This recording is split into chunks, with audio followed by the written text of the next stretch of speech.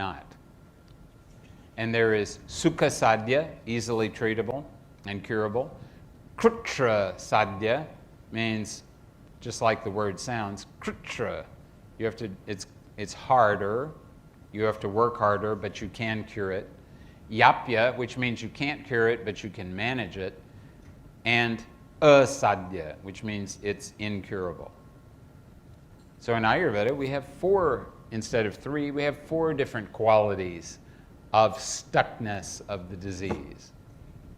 And that means that efforts can be made for the first 3, and for the last one, if it's incurable and not even treatable, then that just means that you have to acknowledge that, live with that reality, and find out the best way to live for however long it is that you have remaining. So there's always something that can be done, even if it is composing yourself and being prepared to die. That's also something that needs to be done. And unfortunately, that many people don't do when it becomes obvious that that's what they need to do. Next.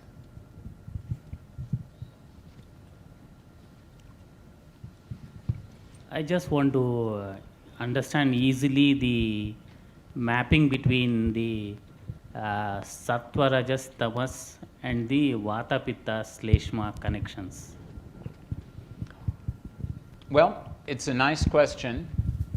And if it was easy to map, somebody would have done it already. So the first thing to think about is that you're familiar with the Sankhya Darshana? Yeah.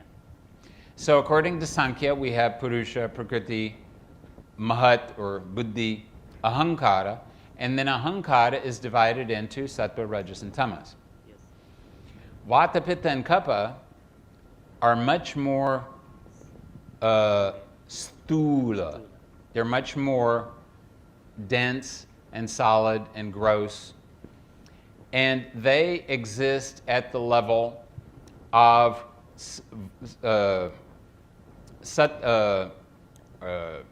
Kapha exists because of the necessity to have Prithvi and Ap, earth and water, work together in the context of the living tissue. And Pitta, in order to cause fire and water to work together. And Vata, as a result of the need to get Vayu and Akasha, space and air, to work together. So they are all working at the level of the Panchamahabhutas. So the Panchamahabhutas are evolutes of the Panchatanmatras. And the Panchatanmatras are evolutes of Tamas. So that means, from the perspective of Sattva, Rajas, and Tamas, all 3 doshas have evolved from Tamas. So all 3 doshas fundamentally are due to Tamas, which is a useful thing to remember. All 5 of the Panchamahabhutas, all 5 of the elements in the world, are fundamentally evolved from Tamas. That means every time that you use your sense organs, and yes, your sense organs are evolved from Sattva, but every time you use your sense organs, you are using your sense organ to connect to something that is fundamentally filled with Tamas. Every time you use your sense organ, therefore, you are taking Tamas into your body. The more you use your sense organs, the more you are taking Tamas into your body. And that Tamas will manifest itself as Vata or Pitta or Kapha, or a combination of 2 or 3 of them, according to what else is going on in your system. So first of all 3 doshas, Tamas. Next, all 3 doshas can be sattvic or rajasi or tamasi. You can have sattva kapha, you can have rajas kapha, and you can have tamas kapha. Tamas kapha is the person who lies on the charpai all day long and who is doing nothing except makhi marana until makhi marana is too much work also. That is tamas kapha. And then rajas kapha is not so common, but that's the person who is a hard worker, likes to work, and is able to work because they are strongly built. Sattva kapha is also not so common because that's the kapha person, but like Vaidyananal, someone who is who has learned a vidya and who has become a repository of that vidya, who is able to teach, but also really who is embodying that vidya in a very strong and stable way. In the case of sattva pitta, that means you have a good amount of tejas in your system. The more there's sattva of kapha, you have plenty of ojas. The more there's sattva of pitta, you have more tejas and less pitta. Rajasa, the pitta with a lot of rajas, that person is always moving around, very focused, very doing this, doing that, not very stable. And pitta with a lot of tamas, this is a dictator. Mao Zedong, Adolf Hitler, Saddam Hussein, Joseph Stalin, because they're very focused, they're very active, but they will never change their minds unless they decide to change their minds. You can cooperate with them or they will kill you. That's pitta with lots of tamas. Vata with tamas we'll come to in a moment. Vata with sattva, this means prana, because the prana is the thing that creates life in the body. And life in the body means there is chaitanyata in the pancha mahabhutas. That's why we say when someone dies, panchatvam gataha. The person has gone back to fiveness. They no longer have chaitanyata, they no longer have life in them. All that is left is the five mahabhutas. Rajasa vata is very common. The person runs around, as we say in the United States, like a chicken with its head chopped off. And I don't know if you've ever seen that, but the chicken still has a lot of energy in its body, and it runs around after the head has been chopped off. And there are many people are doing this nowadays. They're running around not knowing why they're running around, but they're running around because they have so much energy they can't stop running around. And it may be running around physically, or it may be running around mentally, or something else, but it's just running around without any focus, without any aim. And the tamas aspect of vata happens when a person, without a lot of consciousness, and often because of some unconscious process, finds a way to develop stability in the context of all this nervous energy that is forcing them to run around. But what they do is they find one area in their life in which they become completely rigid, and they use that rigidity to provide stability. But it's not healthy stability, it's rigidity. And you see this in people who have lots of nervous energy. They find something that they're completely, that they're mentally, they're stuck on, they're bigoted about, they're rigid about, because that gives them something that they hold on to, even though it's a focus that is not ultimately healthy for them. That's the tamas aspect of vata. Thank you.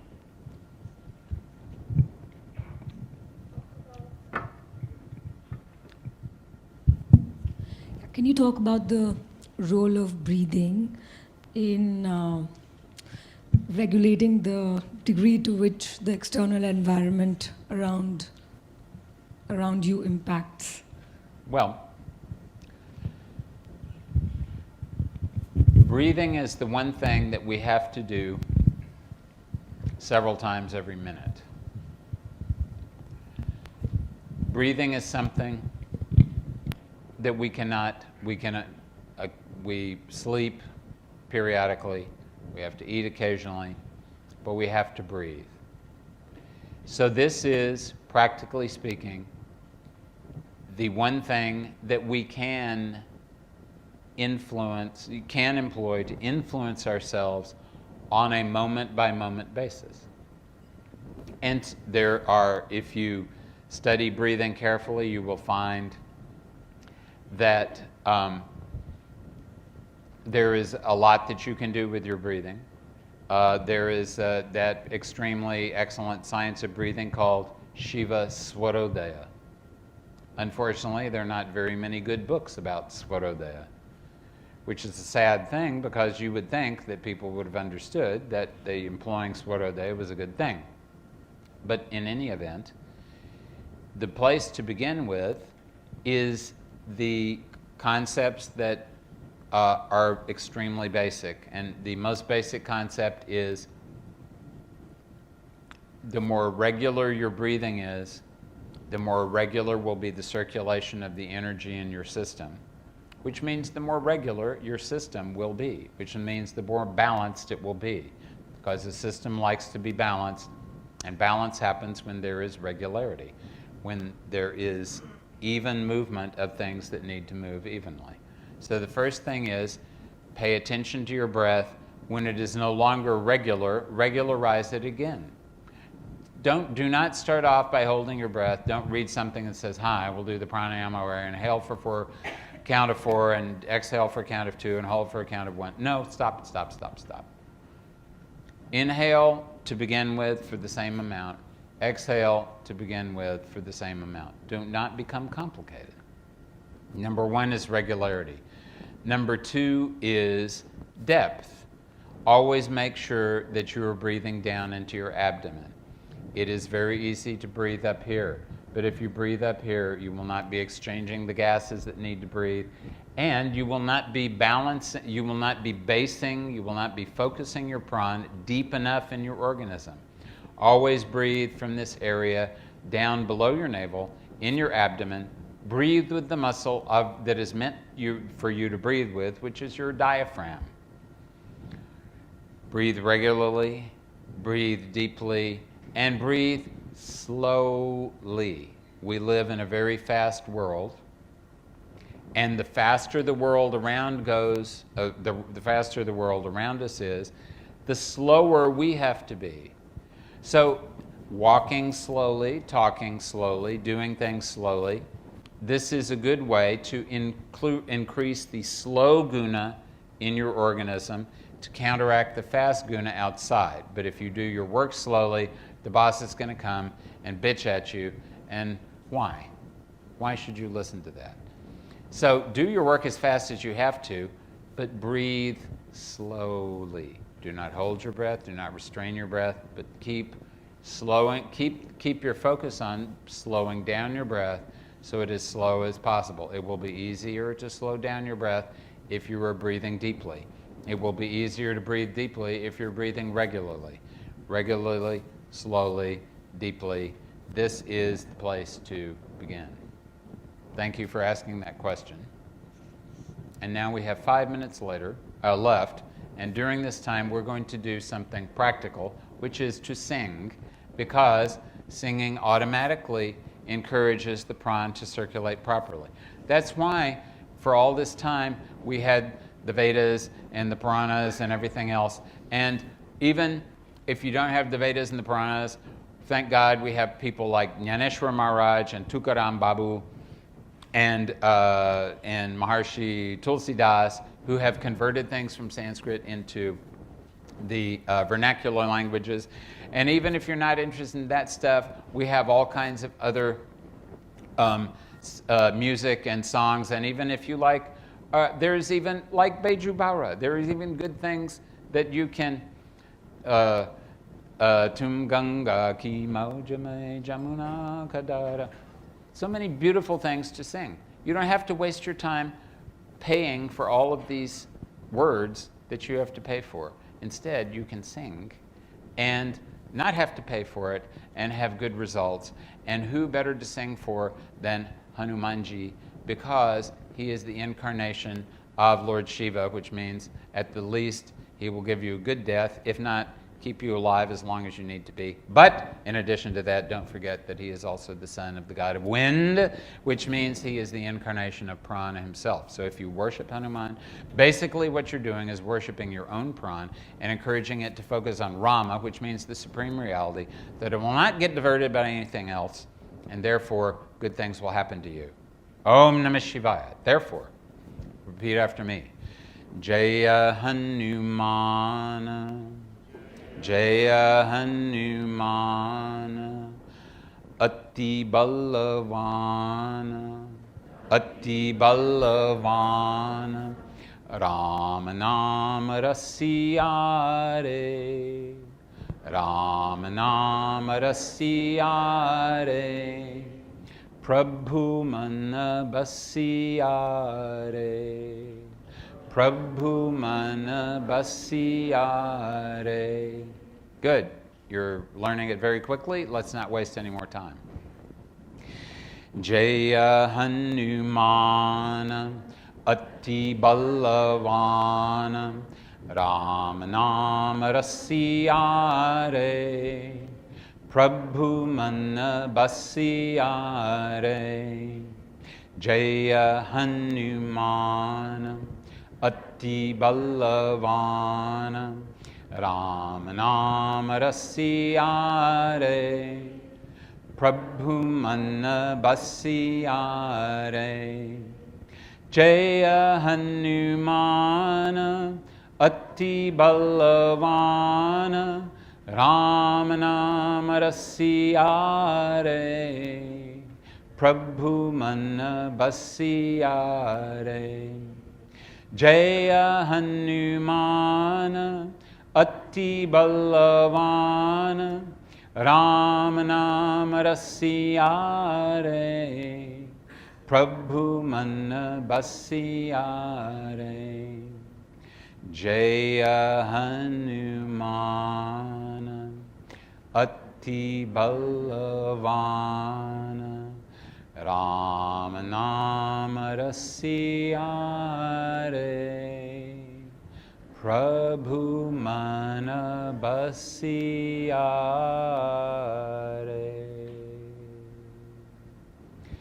Lokas samastas sukhino bhavantu.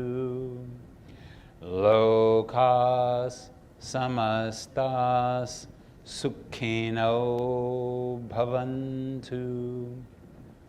Lokas samastas sukhino bhavantu. Om Shanti Shanti Shanti. Hari Om Tat Sat Brahmarpanam Astu. Om